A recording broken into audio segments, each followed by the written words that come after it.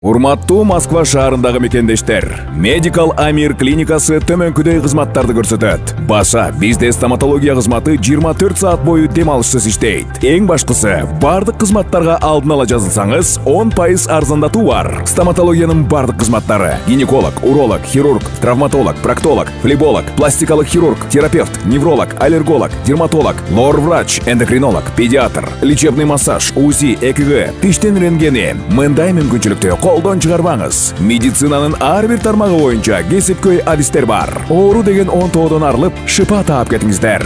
Дасыккан, өз ишин сүйгөн адистер өзгөчө кам көрөт. Биздин дарек: метро Марина, выход 2, Новочеркасский бульвар 51. Medical Amir клиникасында тажрыйбалуу адистер тейлейт. Байланыш телефондор: +7905 752 42 84, +7905 750 49 84, +7967 108 40 84.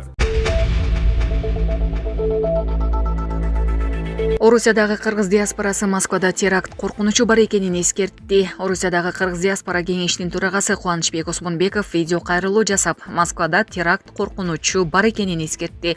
Мындан улам ал Орусияда иштеп жүргөн кыргызстандыктарды сак болууга чакырды. Орусиянын ички иштер министрлигинен кыргыз жарандарына маалымат жеткиргиле деген тапшырма келди. Ага ылайык эл аралык террористтик уюмдар жардыруу уюштурушу мүмкүн. Бардык кыргызстандыктарды, өзгөчө таксист, чабарман болуп иштеп жүргөндөрдү сак болууга чакырабыз. Анткени террористтер буйрутма берүү менен жардыргыч затты эли көп топтолгон жайларга жөнөтүп, чабарман менен чогуу жардырганга аракет көрүп жатканы айтылды, деди Осмонбеков. Булак Супер KG.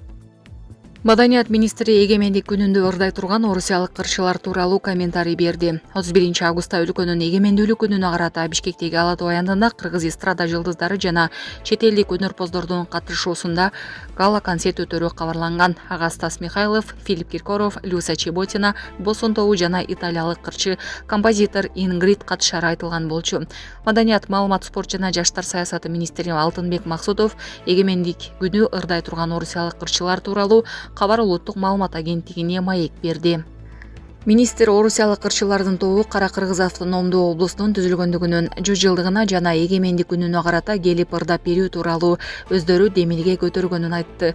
Азыр Facebook жана башка социалдык тармакта отуруп алып, бул ырчы келсин, тигил келбесин, муну угабыз, тигини укпайбыз деп жаткандарга айтарым. Бул майрамдык иш-чара жана ал жака биз эч кимди күчкө салып бас кел, ушуну ук деп айта албайбыз. Аларды уккусу келбегендер укпай эле коюшсун. Көпчүлүк кубануу менен кабыл алып жатат. Азчылык көпчүлүккө баш ийиши керек. Силерди маара кеңер, майрамыңар менен куттуктап коелу дегенде мамлекетибиздин кадыр баркынын өсүшү катары кабыл алышыбыз керек дейт элем. Мамлекетибиздин кадыры жок болсо, кайсы ырчы келип белек катары ырдап берейин демегиле. Мурда дүйнөлүк ырчыларды бул жака коелу, коңшу өлкөлөрдүн ырчылары көңүл бурчу эмес, өзүбүздүн ырчыларды ардашат. Убакыт баарына жетет, эң сонун жогорку деңгээлдеги программа даярдап жатабыз, деди ал.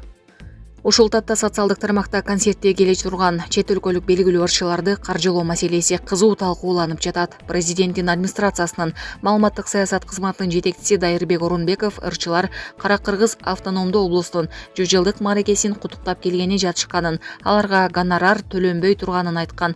Ал эми президенттин маалымат катчысы Аскат Алагөзов мамлекет тараптан болгону аларды аэропорттон тосуп алуу, тамак аш менен камсыз кылуу, концерт бүткөндө кайра аэропортко жеткирүү кызматтары көрсөтүлөт деген. Булак Супер KG.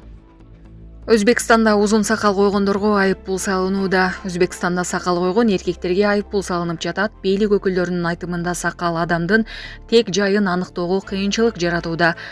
Подробноз басылмасы жазгандай, мындай эркектер аялдарга бетин жапкан кийим кийүүгө тыюу салган берене боюнча жазага тартылып жатышат. Журналисттер соттун базасында бул берене колдонулган 800дөй иш бардыгын аныкташкан. Алардын көбү Жизах, Самарканд, Анжиян жана Фергана облустарында козголгон.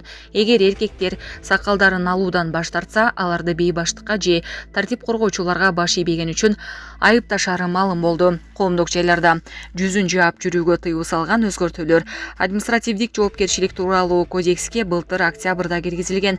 Мыйзам бузгандарга $400 чейин айыппул салынат. Былтыр күзүндө Кыргызстанда паранжы жамынып жүрүүгө жана узун сакал коюуга тыюу салуу тууралуу мыйзам долбоору парламентте даярдалып, коомдук талкууга чыгарылган.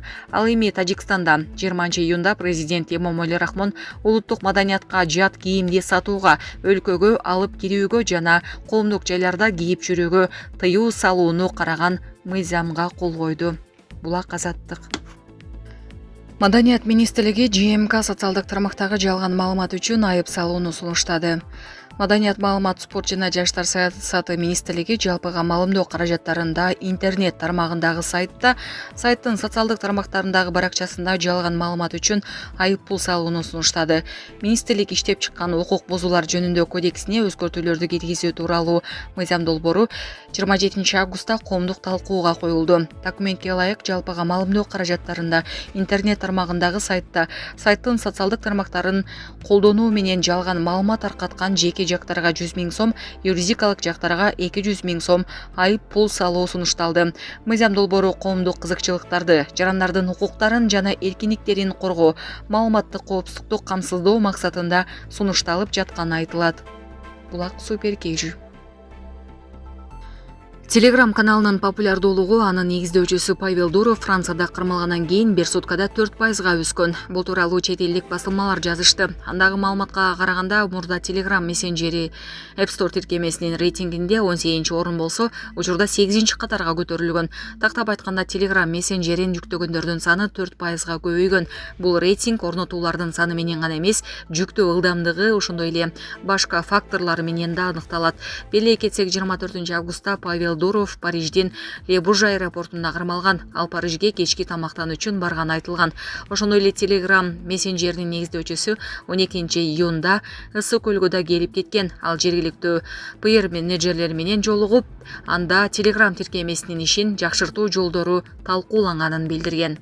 Булак Суперкейжи.